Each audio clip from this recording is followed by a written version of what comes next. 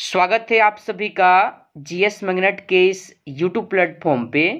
तो प्यारे साथियों, ज्ञान बिंदु जीएस एकेडमी रोशन आनंद सर के द्वारा बिहार एसआई भर्ती 2024 बिहार पुलिस 21,391 पोस्ट के लिए जो री एग्ज़ाम होने वाला है और बीएसएससी परीक्षा को ध्यान में रखते हुए सर के द्वारा वीकली करेंट अफेयर, मिसलेनियस और बिहार जीके का टेस्ट शुरू किया गया है। ठीक है, तो इस टेस्ट के सारे प्रश्नों को हम लोग इस सेशन के माध्यम से सॉल्व करने वाले हैं, जो आपके सभी प्रतियोगिता परीक्षा के लिए काफ़ी ज़्यादा इम्पोर्टेंट है। तो आप सभी जरूर इस सेशन के साथ जुड़ करके सारे प्रश्नों को आप सभी लोग सॉल्व कर लीजिए। ठीक है, हाल ही में टेस्ट शुरू किया गया है, टेस्ट संख्या 2 है।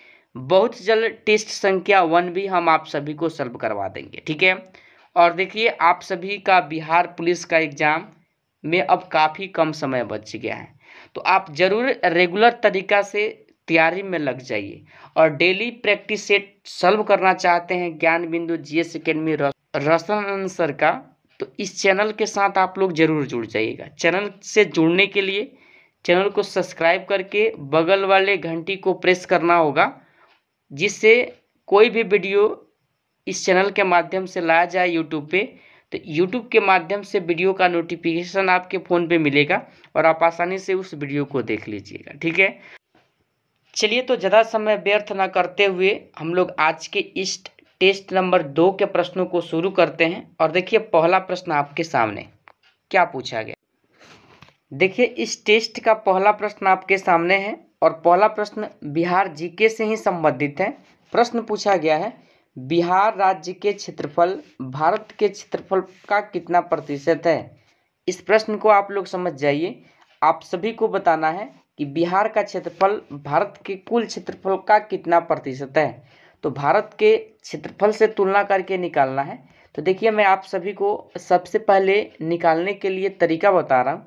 भारत का कुल क्षेत्रफल कितना है, तो ध्यान रखिएगा 32,87,263 वर्ग किलोमीटर है। ठीक है, और देखिए बिहार के क्षेत्रफल का अगर बात किया जाए तो 94,163 वर्ग किलोमीटर है, यानी कि 94,163 वर्ग किलोमीटर ऊपर रहेगा और हर में क्या रहेगा, यानी कि बटे में क्या रहेगा, भारत का क्षेत्रफल रहेगा। प्रतिशत निकालने के लिए 100 से गुणा किया जाता है। जब आप लोग इसको सॉल्व कीजिएगा तो इसका सही जवाब 2.86% आ जाएगा, जो आपके ऑप्शन नंबर सी में दिया गया है। तो देखिए अगर आप कभी भूल जाते हैं तो इस तरीका का यूज करके कभी भी प्रश्न आपसे पूछे तो आप आसानी से आंसर बता सकते हैं। ठीक है, अगर यहीं पर आपसे प्रश्न पूछ ले कि बिहार का क्षेत्रफल के अनुसार भारत में क्रम अगर आपसे पूछे तो 12 हो जाएगा। ठीक है, 12 आप सभी लोग ध्यान रखिएगा। चलिए तो इस प्रश्न का सही जवाब ऑप्शन सी हो जाएगा, ध्यान रखिएगा। आगे आप लोग देख लीजिए, बिहार का विस्तार आपसे पूछा गया है। बिहार राज्य का विस्तार आपसे पूछा गया है, अक्षांशीय और देशांतरीय दोनों विस्तार पूछा गया है। आप सभी जानते हैं कि अक्षांशों की कुल संख्या कितना है, तो 179 है। ठीक है, और देशांतरों की कुल संख्या ग्लोब पर कितना है, तो 360 है। इस चीज़ को आप सभी जानते हैं। देखिए बिहार के संदर्भ में प्रश्न पूछा गया है, तो इस प्रश्न का सही जवाब जो लोग भी ऑप्शन नंबर बी बता रहे हैं बिल्कुल आपके प्रश्न का सही जवाब है। यानी कि बिहार का विस्तार अगर देखा जाए तो 24 डिग्री 20 मिनट 11 सेकेंड से 27 डिग्री 31 मिनट 15 सेकेंड उत्तरी अक्षांश हो जाएगा। ठीक है, यहीं पर बात किया जाए 83 डिग्री 19 मिनट 50 सेकेंड से 88 डिग्री 17 मिनट 40 सेकेंड पूर्वी देशांतर के मध्य क्या है, यानी कि बिहार है। ठीक है, और भारत के मैप पर अगर आप लोग देखिएगा तो बिहार जो है उत्तर पूर्व में है। भारत के उत्तर पूर्व में क्या है, बिहार है। ठीक है, उम्मीद करते हैं इस प्रश्न को आप लोग समझ गए होंगे। कभी भी प्रश्न पूछे कि बिहार की स्थिति भारत में बताइए, तो उत्तर पूर्व में स्थित है अपना बिहार राज्य। ठीक है, तो ऑप्शन बी हो जाएगा 2 नंबर प्रश्न के लिए सही जवाब, आप लोग ध्यान रखिएगा। ठीक है, चलिए तीसरा प्रश्न आपसे पूछा गया है, क्षेत्रफल की दृष्टि से बिहार का सबसे बड़ा जिला आप सभी को बताना है। तो देखिए क्षेत्रफल के दृष्टि से सबसे बड़ा जिला जो हो जाएगा ना, ध्यान रखिए आप लोग, पश्चिमी चंपारण हो जाएगा। पश्चिमी चंपारण आपके 3 नंबर प्रश्न का सही जवाब होगा। लेकिन अगर आपसे छोटा जिला पूछ ले क्षेत्रफल के अनुसार तो क्या हो जाएगा, तो ध्यान रखिएगा आप सभी लोग, शिवहर हो जाएगा। क्या हो जाएगा, शिवहर का नाम आप सभी लोग ध्यान रखिएगा, यानी कि शिवहर जिला क्षेत्रफल के अनुसार छोटा हो जाएगा और बड़ा जिला पश्चिमी चंपारण हो जाएगा। ठीक है, चलिए आगे आप लोग लिख दीजिए चौथा नंबर प्रश्न, निम्नलिखित राज्यों में क्षेत्रफल के दृष्टि से बिहार किसके सबसे समीप है? किस राज्य के सबसे समीप है बिहार? तो ध्यान रखिएगा बिहार जो समीप हो जाएगा पश्चिम बंगाल के सबसे समीप है। ठीक है, ऑप्शन नंबर सी होगा चौथे नंबर प्रश्न के लिए सही जवाब। जो लोग भी बता रहे हैं बिल्कुल उनका सही जवाब है। ठीक है, आगे आप लोग देख लीजिए पांचवा नंबर प्रश्न, बिहार का जिला जिसकी सीमा उत्तर प्रदेश और झारखंड दोनों को स्पर्श यानी कि टच करती है, उस जिला का नाम आप सभी से पूछा गया है। तो आप सभी जानते होंगे बिहार के मैप पे कि यहाँ पर क्या पड़ता है, तो रोहतास पड़ता है और रोहतास की सीमा झारखंड और उत्तर प्रदेश दोनों को छूता है। ठीक है, तो ऑप्शन नंबर सी हो जाएगा 5 नंबर प्रश्न के लिए सही जवाब। इस बात को आप लोग ध्यान रखिएगा। ठीक है, आगे देखिए 6वां नंबर प्रश्न काफ़ी ज़्यादा इंपॉर्टेंट है। 1857 के विद्रोह के समय कुंवर सिंह की उम्र थी, कुंवर सिंह की उम्र क्या थी? देखिए आप सभी जानते हैं कि कुंवर सिंह का जन्म 1777 में हुआ था। ठीक है, और इनका मृत्यु कब हुआ, तो 1800 यानी कि 57 में इनका क्या हो गया, मृत्यु हो गया। जब इसको आप लोग घटाइएगा तो कितना वर्ष आ जाएगा, तो 80 वर्ष आ जाएगा, यानी कि इनका उम्र कितना था, 80 वर्ष था। लेकिन जब आप ऑप्शन देखिएगा तो किसी भी ऑप्शन में 80 वर्ष नहीं दिया गया, तो इस ऑप्शन को आप लोग सुधार लीजिए, यहाँ पर 80 वर्ष कर लीजिए और 80 वर्ष ही ऑप्शन नंबर डी आपके यानी कि 6 नंबर प्रश्न का सही जवाब आ जाएगा। ठीक है, और ध्यान रखिएगा 1857 के विद्रोह से जुड़े कुंवर सिंह है वो जगदीशपुर अपने बिहार से जुड़े हैं। ठीक है ना, ध्यान रखिएगा इस बात को। आपसे प्रश्न पूछा भी जाता है कि बिहार में 1857 की क्रांति का नेतृत्व किसने किया था, तो वीर कुंवर सिंह ने किया था। लेकिन वहीं पर पूछ ले कि पटना में किसने किया था, तो ध्यान रखिएगा आप सभी लोग, पीर अली ने किया था। ठीक है, पीर अली आप सभी लोग ध्यान रखिएगा। चलिए आगे आप लोग देख लीजिए 7वां नंबर प्रश्न, जगदीशपुर में 1857 में किसके नेतृत्व में समानांतर सरकार की स्थापना की गई थी? देखिए 1857 की क्रांति के दौरान समानांतर सरकार की स्थापना जो किया था ना, यानी कि ध्यान रखिएगा वीर कुंवर सिंह के भाई Amar Singh, Amar Singh option number B आपके 7वें नंबर प्रश्न का सही जवाब हो जाएगा। ठीक है, चलिए आगे आप लोग देख लीजिए 8वां नंबर प्रश्न, बिहार में 1857 के विद्रोह के प्रारंभ होने के समय पटना का आयुक्त यानी कि कमिश्नर कौन था? तो पटना का जो कमिश्नर था ना, ऑप्शन नंबर ए को ध्यान रखिएगा, विलियम टेलर था। कौन था? विलियम टेलर का नाम आप सभी लोग ध्यान रखिएगा। 8वें नंबर प्रश्न का सही जवाब ऑप्शन नंबर ए हो जाएगा। ठीक है, चलिए आगे आप लोग देख लीजिए 9 नंबर प्रश्न, काफ़ी बार आपके बिहार दरोगा और बिहार पुलिस में यह प्रश्न पूछा गया है। पटना कॉलेज की स्थापना, पटना कॉलेज की स्थापना आपसे पूछा गया है, तो ध्यान रखिएगा 1863 में हुआ था, जो ऑप्शन नंबर बी में दिया गया। ठीक है, चलिए आगे आप लोग देख लीजिए 10वां नंबर प्रश्न, भारतीय राष्ट्रीय कांग्रेस का 1912 में अधिवेशन कहाँ हुआ था? तो देखिए 1912 में जो अधिवेशन हुआ था, ऑप्शन आप लोग देख लीजिए, ऑप्शन आप सभी को मैं दिखा देता हूँ। कांग्रेस का जो 1912 में अधिवेशन हुआ था ना, वह ध्यान रखिएगा यानी कि पटना बांकीपुर में हुआ था। और इस अधिवेशन के अध्यक्ष कौन थे? तो ध्यान रखिएगा आर.एन. माधवलकर थे। कौन थे? आर.एन. माधवलकर थे। और यहीं पर एक चीज आप लोग ध्यान रखिए, एओ ह्यूम के द्वारा कांग्रेस स्थापित किया गया था। ठीक है, और 1912 में ही ध्यान रखिए एओ ह्यूम का मृत्यु हो गया था।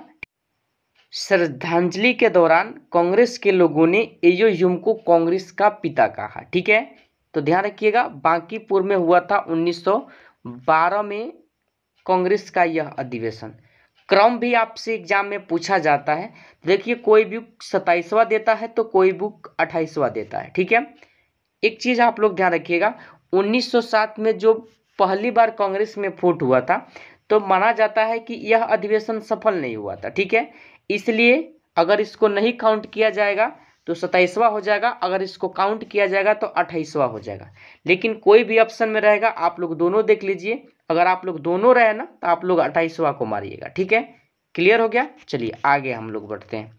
अगला प्रश्न है आपका 11 नंबर, बिहार में होम रूल लीग आंदोलन के संस्थापक। देखिए 1916 में एनी बेसेंट और बाल गंगाधर तिलक के द्वारा यानी कि होम रूल लीग आंदोलन चलाया गया था। वही बिहार में इसके संस्थापक आपसे पूछा जा रहा है, तो ध्यान रखिएगा ऑप्शन नंबर बी यानी कि मजहरुल हक। ठीक है, ऑप्शन बी आपके 11 नंबर प्रश्न का सही जवाब हो जाएगा।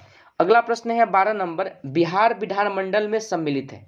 देखिए विधानमंडल की अगर बात किया जाए तो इसकी चर्चा, इसका गठन संविधान के अनुच्छेद 168 के तहत होता है। ठीक है, और बिहार विधानमंडल में अगर देखा जाए तो विधान परिषद भी शामिल है, राज्यपाल और विधानसभा ये तीनों शामिल है, इसलिए इस प्रश्न का सही जवाब ऑप्शन नंबर डी हो जाएगा। ठीक है, बिहार जो है ना द्विसदनीय यानी कि द्विसदनीय विधायिका वाला क्या है, राज्य है, इस बात को भी आप लोग ध्यान रखिएगा। ठीक है, चलिए अगला प्रश्न है 13 नंबर, काफी ज्यादा इंपॉर्टेंट, पटना उच्च न्यायालय की स्थापना। तो देखिए 1916 में हुआ था, तिथि के अनुसार पूछा गया है, एक ही ऑप्शन में है 9 फरवरी 1916, तो 13 का सही जवाब ऑप्शन नंबर ए हो जाएगा। ठीक है, चलिए आगे आप लोग देख लीजिए।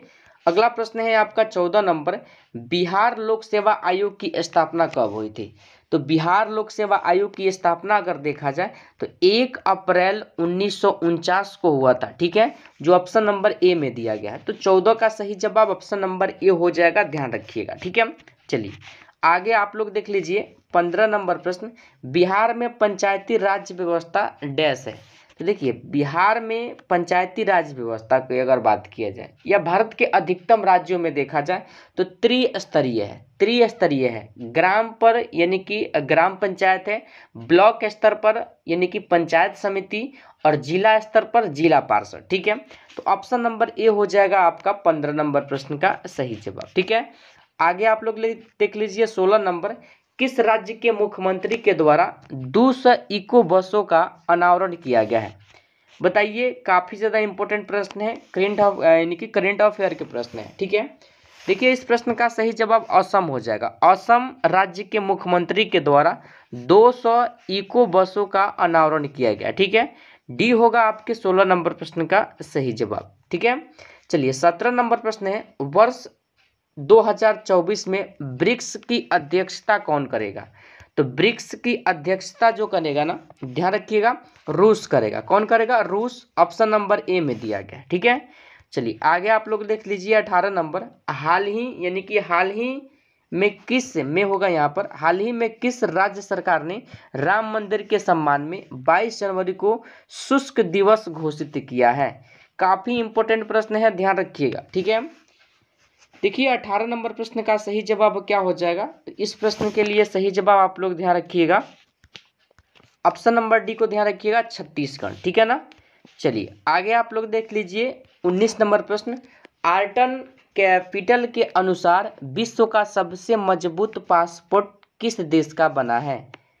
तो यह जो पासपोर्ट बना है ना, ध्यान रखिए आप लोग, ऑप्शन डी संयुक्त अरब अमीरात का बना है। ऑप्शन डी हो जाएगा 19 नंबर प्रश्न का सही जवाब। ठीक है, चलिए आगे आप लोग देख लीजिए 20 नंबर प्रश्न आपके सामने है, किस जिले को one district one project award 2023 दिया गया है।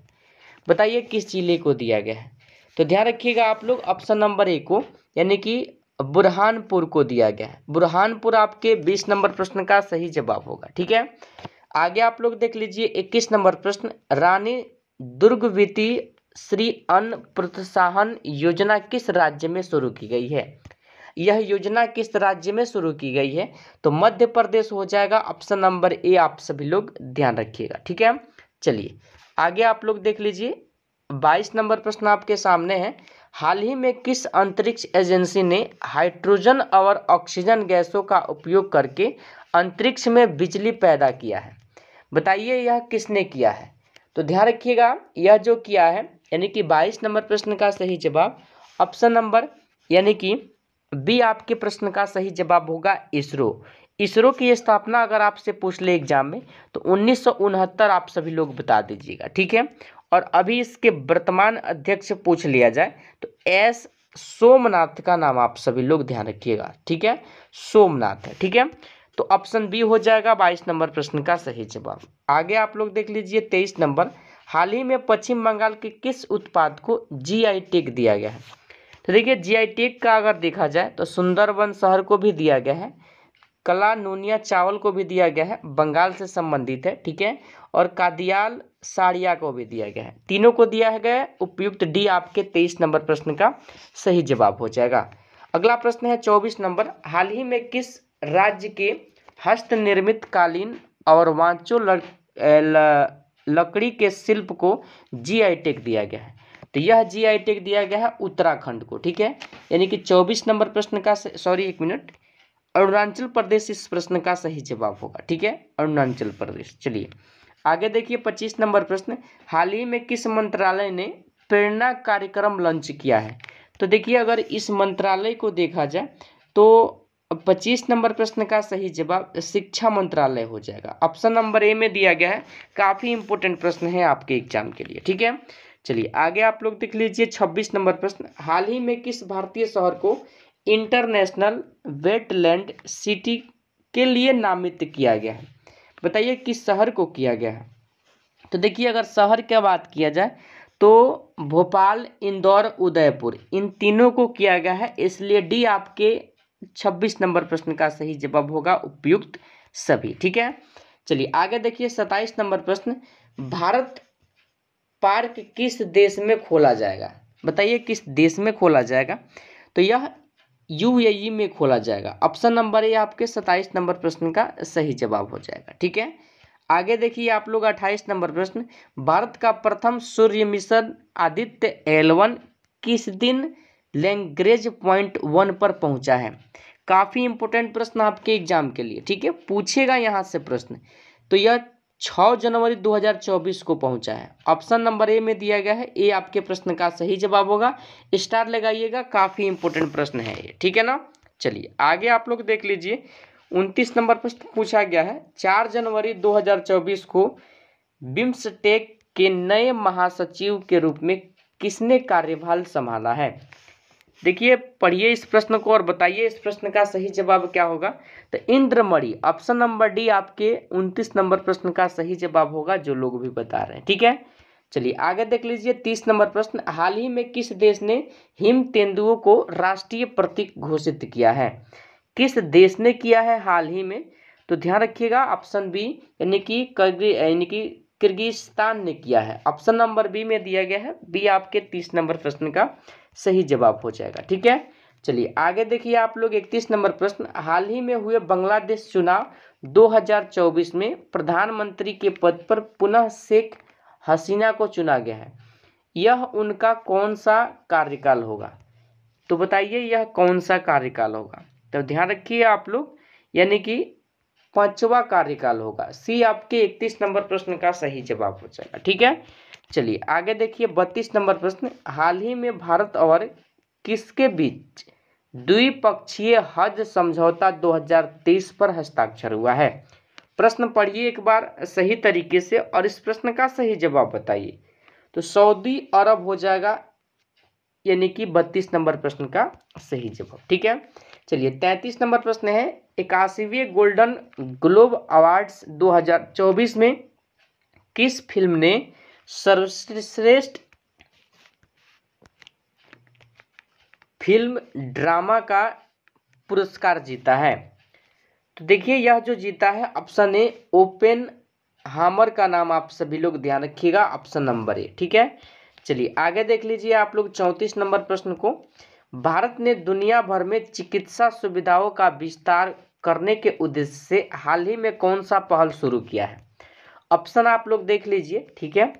और यह जो पहल शुरू किया गया है भारत के द्वारा, काफ़ी इम्पोर्टेंट पहल है और इस प्रश्न का सही जवाब भी ध्यान रखिएगा, option number A heal India, heal by India. Option number A आपके 34 नंबर प्रश्न का सही जवाब हो जाएगा, ठीक है।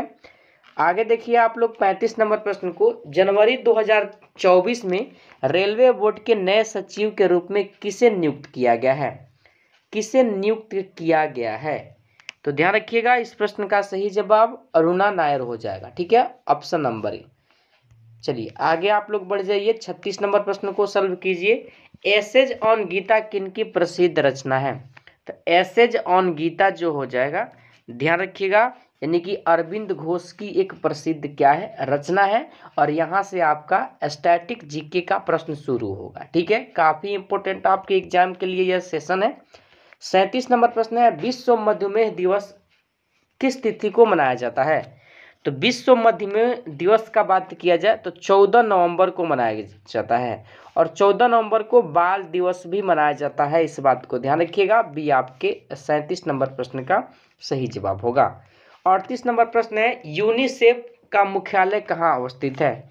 यूनिसेफ का मुख्यालय आपसे प्रश्न में पूछ लिया गया है, न्यूयॉर्क आपके इस प्रश्न का सही जवाब हो जाएगा अमेरिका। ठीक है, ऑप्शन ए आपके 38 नंबर प्रश्न का सही जवाब होगा। ठीक है, चलिए आगे आप लोग बढ़ जाइए। 39 नंबर प्रश्न है, रेड क्रॉस नामक संस्था किस स्थापना, यानी कि रेड क्रॉस नामक संस्था की स्थापना आपसे पूछा जा रहा है।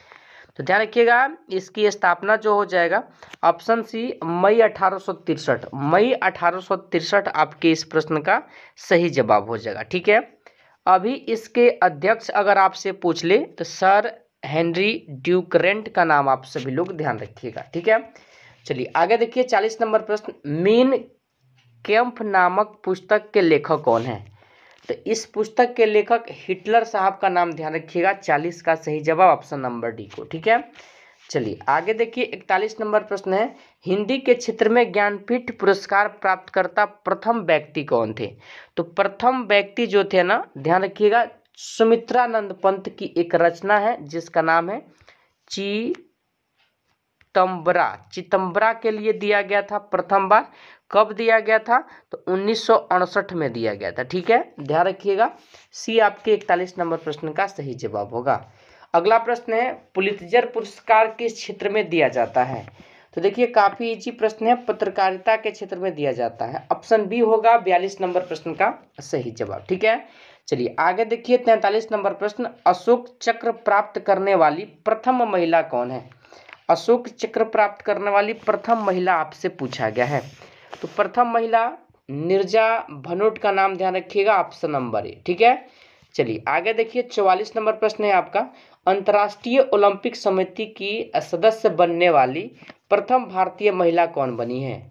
तो प्रथम भारतीय महिला बनी है ऑप्शन बी नीता अंबानी का नाम आप सभी लोग ध्यान रखिएगा। ठीक है, 44 का सही जवाब ऑप्शन नंबर बी हो जाएगा। ठीक है, चलिए आगे देखिए। 45 नंबर प्रश्न है, शिक्षा को अनिवार्य करने वाला प्रथम देश कौन है? शिक्षा को अनिवार्य करने वाला प्रथम देश आपसे पूछा गया है। तो प्रसा का नाम आप सभी जानते हैं, प्रसा हो गया है, ऑप्शन सी में दिया गया है प्रसा, ध्यान रखिएगा। आगे प्रश्न है 46 नंबर, बैंक नोट जारी करने वाला पहला देश कौन था? तो बैंक नोट जारी करने वाला पहला देश स्वीडन था। स्वीडन आपके प्रश्न का सही जवाब हो जाएगा। ठीक है, चलिए आगे बढ़ जाते हैं हम लोग 47 नंबर प्रश्न पे, भारतीय रासायनिक जैविकी संस्थान कहाँ अवस्थित है? तो देखिए यह जो है ना संस्थान, ध्यान रखिएगा आप सभी लोग, ऑप्शन ए कोलकाता में स्थित है। कोलकाता ऑप्शन ए में दिया गया है, ए आपके प्रश्न का सही जवाब होगा। 48 नंबर प्रश्न है, भारत के प्रथम मुस्लिम राष्ट्रपति कौन बने थे? तो प्रथम मुस्लिम राष्ट्रपति जो बने थे, ध्यान रखिएगा आप सभी लोग, option number C doctor Zakir Hussain बने थे। ठीक है, इनके कार्यकाल के दौरान ही इनका मृत्यु हो गया था। ठीक है ना, चलिए आगे देखिए। अगला प्रश्न है आपका 49 नंबर, भारत की प्रथम पनडुब्बी यानी कि परमाणु पनडुब्बी कौन है? तो प्रथम जो है ना INS चक्र हो जाएगा। ठीक है, INS चक्र जो ऑप्शन सी में दिया गया। ठीक है, और इस टेस्ट का लास्ट प्रश्न है आपके सामने 50 नंबर, राइडर कप का संबंध, राइडर कप का संबंध गोल्फ से हो जाएगा। गोल्फ आपके प्रश्न का सही जवाब होगा ऑप्शन नंबर डी को। ठीक है, और देखिए हॉकी से संबंधित यानी कि हॉकी खेल से संबंधित शब्द आपको कमेंट बॉक्स में बताना है। ठीक है, चलिए तो इस टेस्ट सीरीज का 50 जो प्रश्न था बिहार जीके करेंट अफेयर और मिसलेनियस का कंप्लीट हुआ। टेस्ट नंबर 2 था यह, आप लोग जान चुके हैं। ठीक है, तो आप सभी कमेंट के माध्यम से ज़रूर बताइएगा कि इस 50 प्रश्न में आपका स्कोर कितना हुआ है। ठीक है, और डेली आपको टेस्ट सीरीज सॉल्व करवाया जाएगा। मिसलेनियस, करेंट अफेयर और बिहार जीके आपको वीकली कराया जाएगा। ठीक है, सर के द्वारा भी यही रूल लागू किया गया है इस टेस्ट सीरीज के लिए। तो ज़रूर आप लोग इस चैनल के साथ जुड़ के रहिए। ठीक है, सर के नोट्स, प्रैक्टिस सेट जो भी है उसको फ्री ऑफ कॉस्ट सॉल्व करना चाहते हैं, सिलेक्शन लेना चाहते हैं, तो ज़रूर इस चैनल को सब्सक्राइब करके बगल वाले प्रेस घंटी को दबा दीजिए, ताकि कोई भी वीडियो बिहार पुलिस, बिहार दरोगा या BSSC से संबंधित इस चैनल पर लाया जाए तो यूट्यूब के माध्यम से वीडियो का नोटिफिकेशन आपके मिले और आप आसानी से उस वीडियो को देख सके। ठीक है, चलिए इस सेशन को हम लोग यहीं पर समाप्त करते हैं।